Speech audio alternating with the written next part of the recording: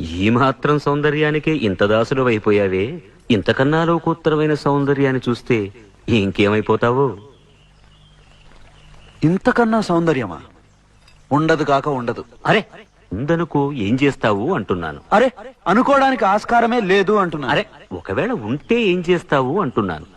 ఇంతకన్నా ఆనందప్రదమై, ఆద్యంత రహితమై, అనంతమై, నా హృదయమంతా నిండి నన్ను తనలో నింపుకునే సౌందర్యమై ఉంటే అరే ఉండదయ్యా స్వామి. అరే ఉంటే ఏం చేస్తావయ్యా?